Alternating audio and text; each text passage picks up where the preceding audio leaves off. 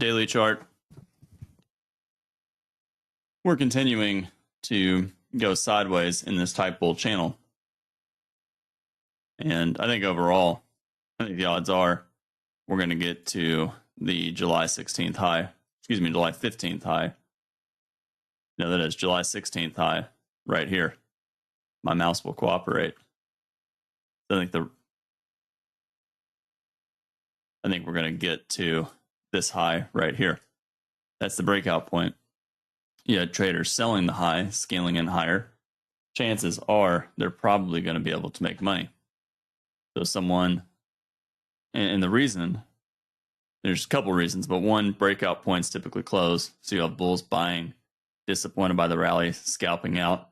You have bears selling, and rather than selling the high of the bar, they'll expect the reversal to be strong enough for a second leg, and they'll scale in higher. Some sell the high, and then they wait and sell higher. Others sell some distance above. Common thing is using the size of the signal bar. So bears, if bears are looking to fade, they're not going to sell the high of the bar necessarily, but they would be willing to sell close to 1 times the distance away from the bar.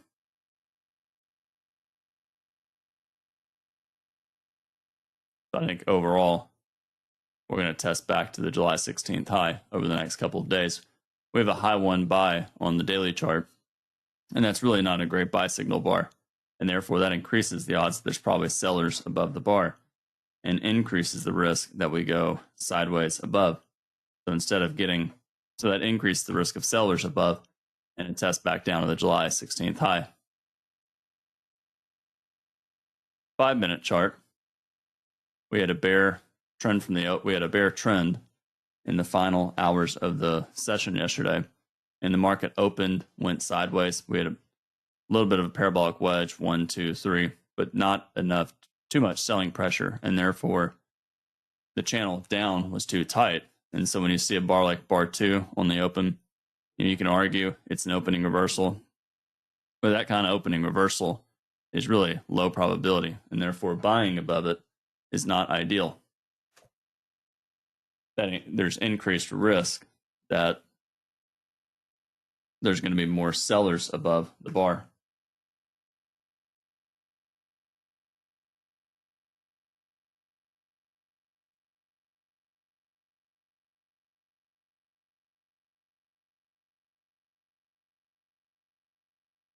Bar 2, bears sell to close of 1, scaling in higher, trying to get out break even.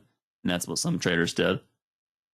You have some bulls who bought the close of 1, disappointed, or bought the close of 2, disappointed with 3. And some of those bulls will be interested in trying to get out break even back at the 2 close.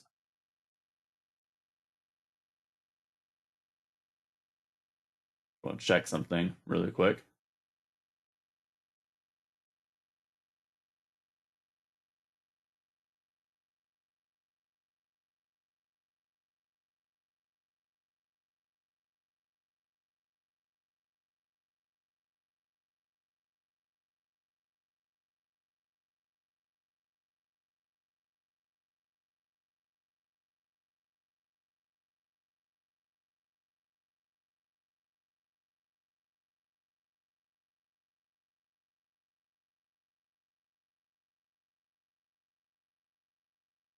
All right. Anyways, bar 4, strong bear bar, enough of a surprise. Probably going to go at least a little bit lower. And then 5, we have another big bar, good for the bears. And there's one issue with this argument. This is a sell climax, and I mentioned on the 15-minute chart that this bar had a z-score of 4, and meaning this sell-off is extremely climactic. And big z-score bars, it's basically standard deviation from average, and therefore something that is a z-score of 4 means that it has many standard deviations away from the mean over the past 20 bars, and that increases the chances that the market's probably going to get a pullback. So this is actually extremely dangerous to be selling. 6, the market rallied, pulled back. As you have disappointed bears who sold the close of 5, disappointed with 6, and some of those bears may look to get out break even.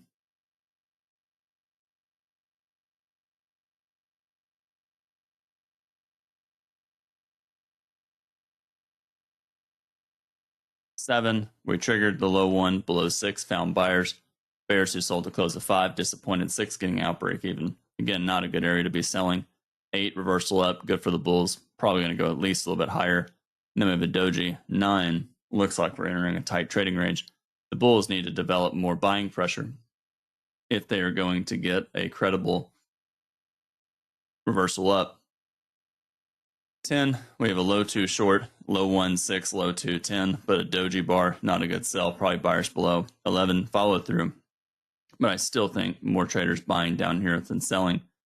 12, reversal up, good for the bulls, increases the odds that we're going to go at least a little bit higher. And then 13, strong bull bar, good for the bulls, probably good for the bulls. I suspect that the argument that the bears are going to get some kind of measured move after 4 and 5 is pretty low at this point. Not clearly by the close, 13, but getting there. And then 14, we rallied and we're testing the moving average. What about selling after a bar like 14?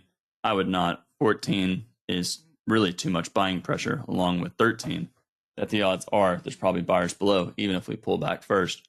15, high one buy, breakout pullback buy, but at the moving average, probably sellers above. 16, bear bar, good for the bears, but I suspect probably buyers below the 15 low, buyers below 16, and probably sideways to up. And then 17, a doji, not a great sell for the bears, and probably profit taking, getting near the midpoint of 13. You have some bears selling, scaling in, getting out break even. Some bears just selling anywhere around this high, and they're getting out break even here. They sell, scale in, making money. Bulls doing the opposite. Bulls buying around the midpoint of 13, betting on a second leg. And then 18, decent bull bar, good for the bulls, probably going at least a little bit higher. 19, doji, not ideal. We're going sideways at the moving average. And that's a warning that something is wrong here. The bulls, they want a reversal up, test of the 4 high or test of the 2 high. The bears want the reversal down and test of the 15 of the 5 close. And you can see we started to form a tight trading range for a whole lot of bars, just back and forth. At some point, once you've got 15 bars or so in this tight trading range, and you have a reasonable magnet above, reasonable magnet below. So if you think about it right here, what do you notice? The midpoint of the current price action is actually, there we go. The midpoint of the price action is in the midpoint of 2 important magnets, the high of bar 2 and the pretty much the low of bar 5 or the close of 5. And that tells us that the market is deciding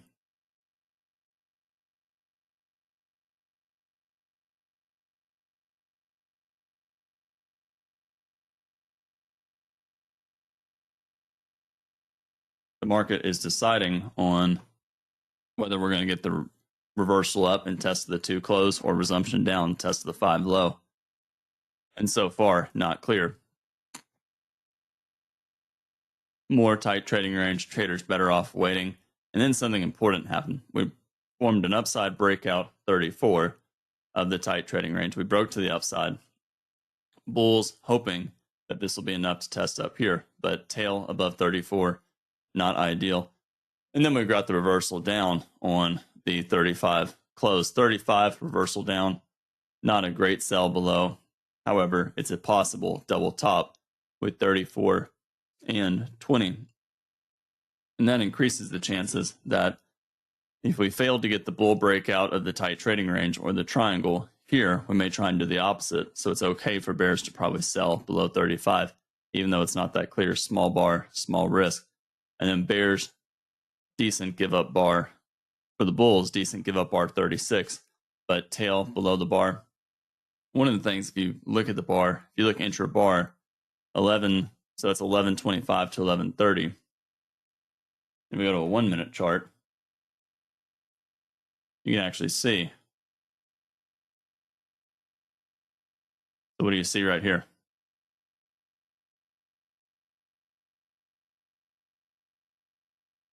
So the open of 36 is 35 and a quarter. The open's 35 and a quarter. The open of this bar, 35 and a quarter. So this is minute 1, minute 2, minute 3, minute 4, minute 5. And you can see the close of 11:30 is 29 and a half. And that's 29 and a half right here. So what does this tell us? This is the open of the bar. This is the first minute. This is the 5th minute. If you think about what happened during this bar sold off aggressively in the first 60 seconds, but then it paused. And what does that pause tell us? It tells us that this might be more, that there's a lack of momentum. It's more so due to traders stepping aside and bulls no longer buying and bears selling aggressively. But once it gets down to a certain price level, the breakout point of 12, maybe near the low 1 right here or low 2, once it starts to get there, you have more and more traders pausing and hesitating. And so whenever you see this and you get a second leg down and you get more sideways, that increases the odds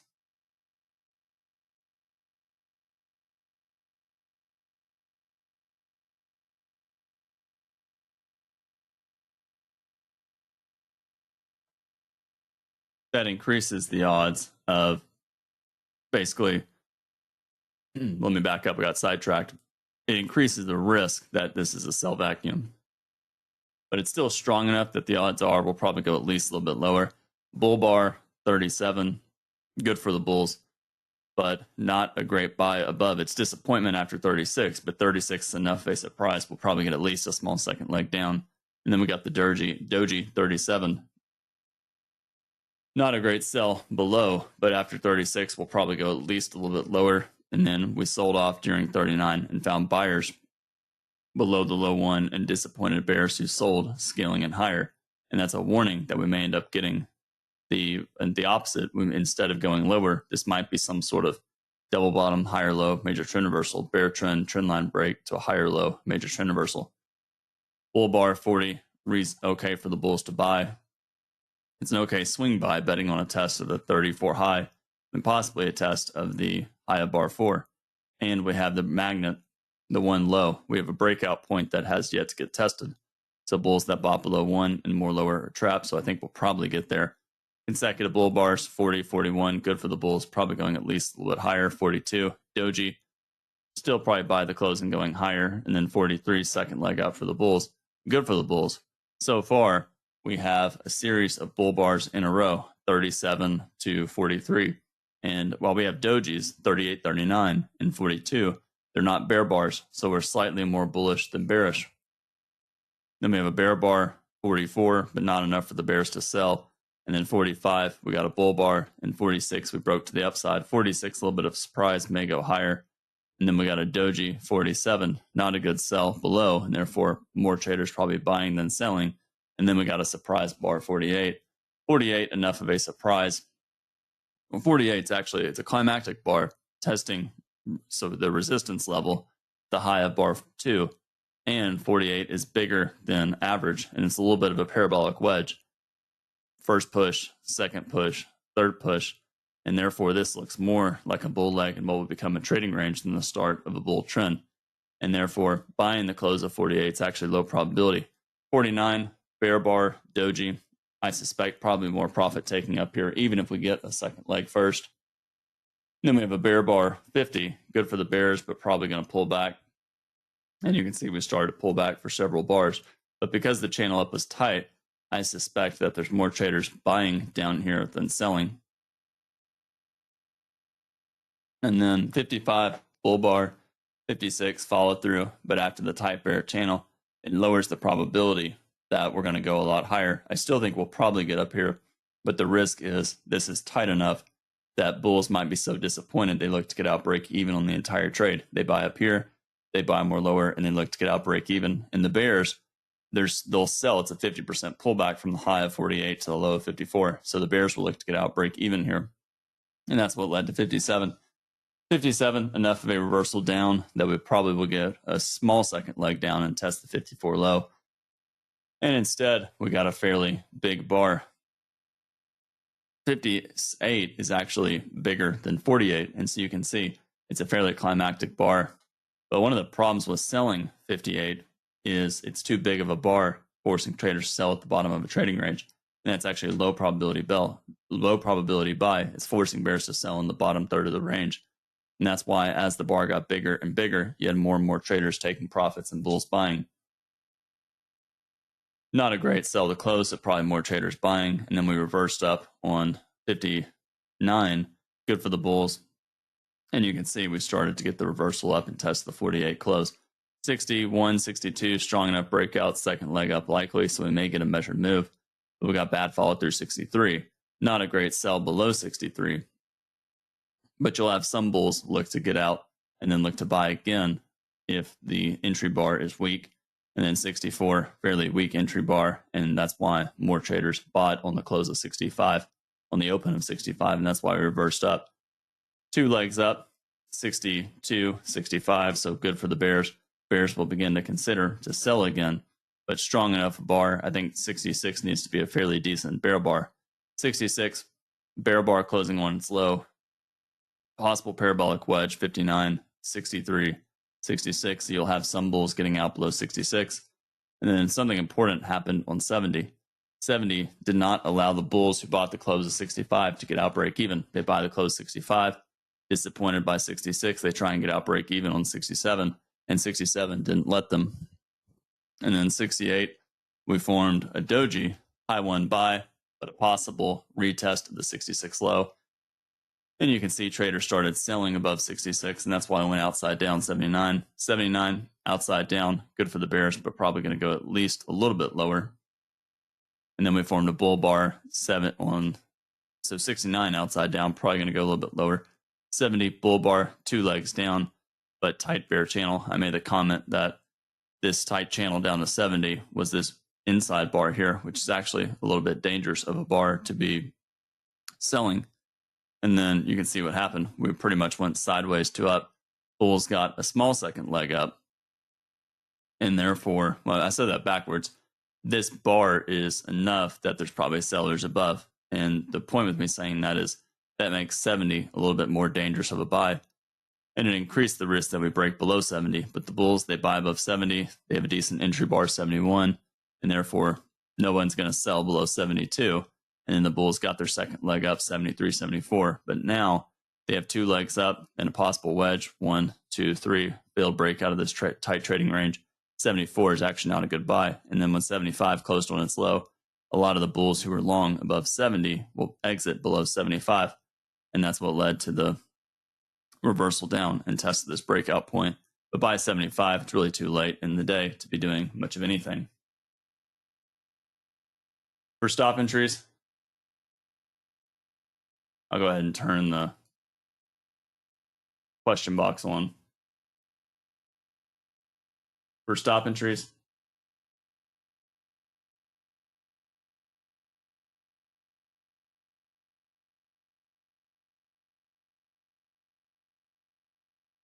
just check something really quick.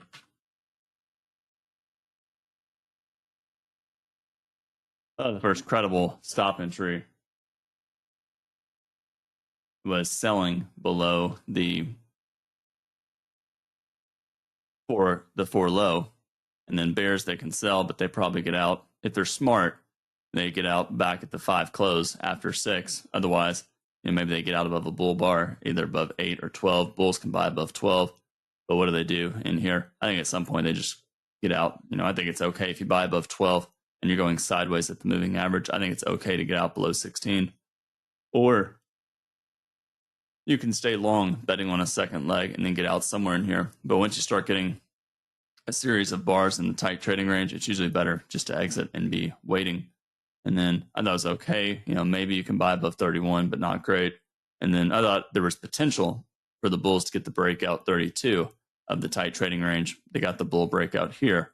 And then when 34, this bar right here, when 34 reversed down, I thought it was okay for bears to sell below it.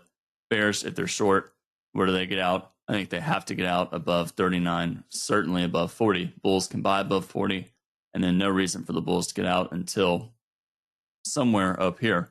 And then if they're getting out, if they're trading always in, they get out below maybe 50. And then bears, they sell below 50 or they sell during 51. They do they get out above 53? Some might, but if they do, they probably sell again below 57. And if the bears sell below 57, I think they just get out during 58 or on the close of 58. Otherwise, I'd get out above 60, certainly above 61, but 61 is getting out a little bit too late.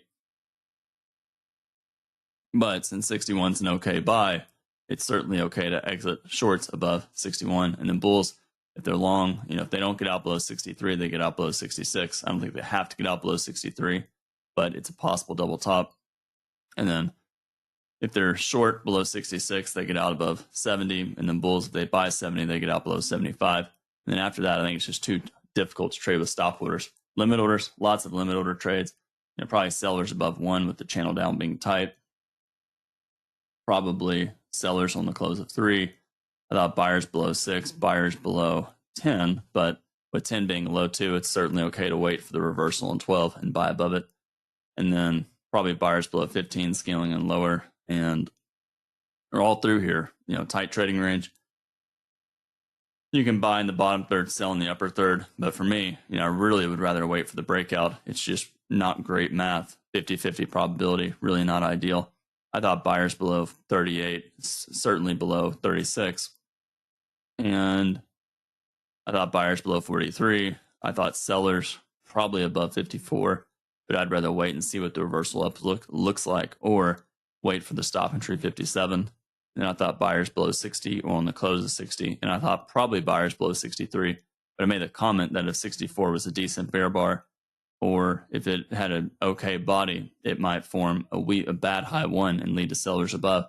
And even here, it's a bad high 1, 64, and look what happened. The market went above 63. But if you sold the 64 high and you scaled in higher, you still ended up making money during 67 and 68, as long as you kept her cool. And then I thought buyers below 72. And then, if you're really, really aggressive and really fast, you have a wedge, 66, 74, 77, 78. And therefore, you'll have sellers up here for a test of the breakout point here. That breakout point was up on the 15-minute chart. We have a bad buy signal bar, and therefore sellers above. But consecutive bull bars strong enough for a second leg up. And then when we got the second leg, we ended up forming a micro double top here and a reversal down. Buy the close, sell the close. Really not any good buy the close, sell the close bars today. Maybe bar 4, sell the close, but not great. And then I would not sell the close of bar 5, not ideal. And then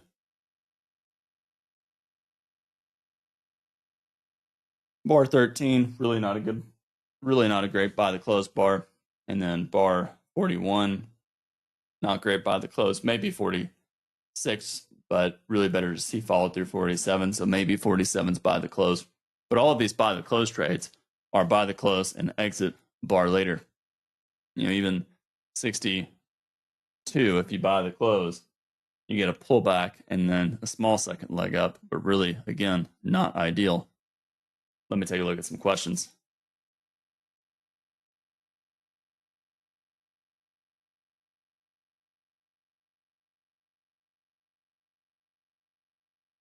How do you differentiate if the bar after the breakout bar, in other words, the follow-through bar, is how do you differentiate if a bar is going to be a pullback bar or a follow-through bar? I think what you're really asking is how do you differentiate if a bar is going to be a pullback or a reversal? So in other words, when you see a bar like 47, how do you differentiate if 47 is going to lead to a reversal down, or if 47 is a pullback bar that gets followed through? When you see 48, how do you differentiate if 49 and 50 is going to be a pullback that leads to higher prices or a reversal? Well, I wish there was an easy answer to this. And if there was an easy answer, trading would be really, really easy. And at that point, you would not have a fair market. In other words, I say that kind of joking, trading would actually not be easy, because basically what would happen is, let's just back up. The reason that's a difficult question to answer is most of the time it's close to 50-50. In other words, there's a reasonable argument for the bulls and a reasonable argument for the bears. And the moment the market stops allowing a reasonable argument for the bulls or the bears, what will happen is the market will immediately neutralize itself.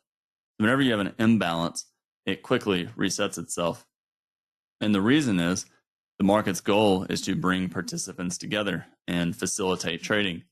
And trading cannot be facilitated if there's an imbalance. No one's going to take the other side of the trade. And if no one takes the other side of the trade, then you're not going to have, you won't have a balance. You will not have a lot of participants.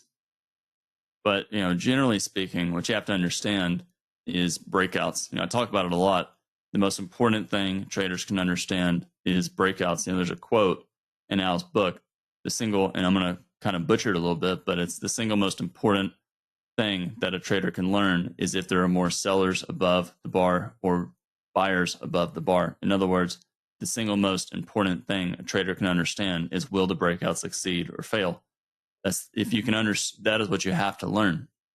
And so what you have to start with is you have to start identifying what a breakout is. What's a strong breakout? What's a weak breakout? What's the likelihood of this type of breakout getting a second leg? All those little things. And once you can start to realize that, then you're going to be in a better spot. So the big thing is start with context. If you're in a bear trend, if you're in a bull trend like yesterday up here, when you see this bull trend, you know that this pullback is probably going to fail and get a second leg.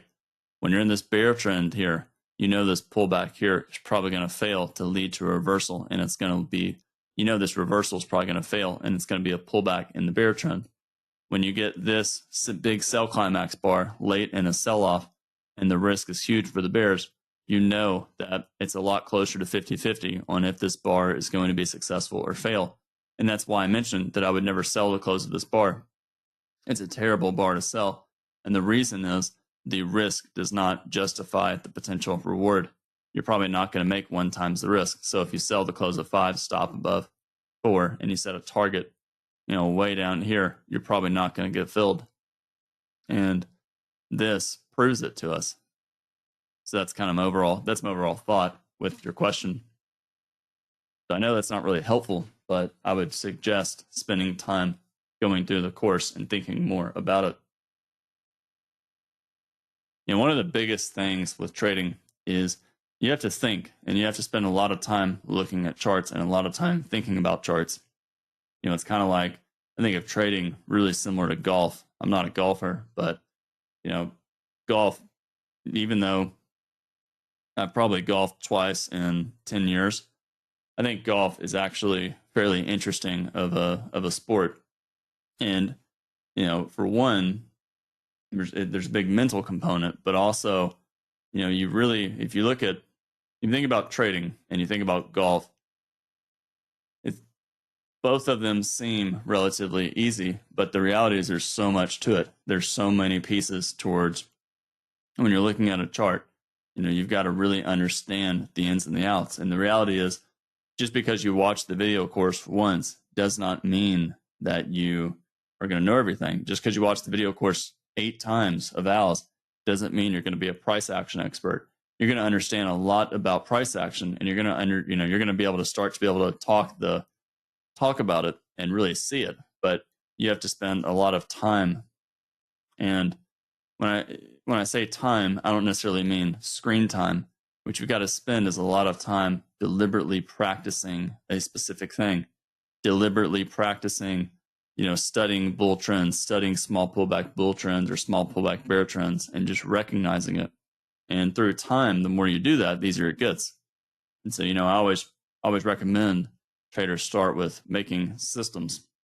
So start with a 3-bar micro channel. There's a lot on this chart. There's a 3-bar micro channel right here. There's a micro channel here, and start classifying a 3-bar micro channel. Here's a 3-bar micro channel. How many of them get second legs? How do you define a second leg? How deep are the pullbacks and all those pieces? And the more you really understand one specific thing really well, you're going to be able to trade it a lot faster. So that's my overall thoughts. I'm not seeing any more questions.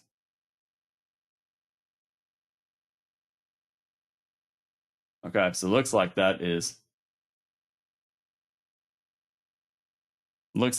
it for questions. So I'm going to wrap this up. And then Okay, let me go back on some of these. So here's a question.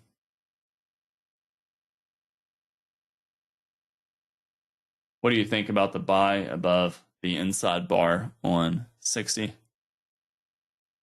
Yeah, I thought that was an okay buy. I talked about that. 2 legs down. It's a bad sell. Decent reversal up. Second leg up likely. So 60 is probably an okay buy. All right, so it looks like that's it for questions. Thanks everyone for tuning in. And tomorrow we have a high one buy, but a relatively weak bar, so probably sellers above. And I expect we'll probably test the July 16th high over the next several days. All right, thanks everyone, and have a great rest of your day and good evening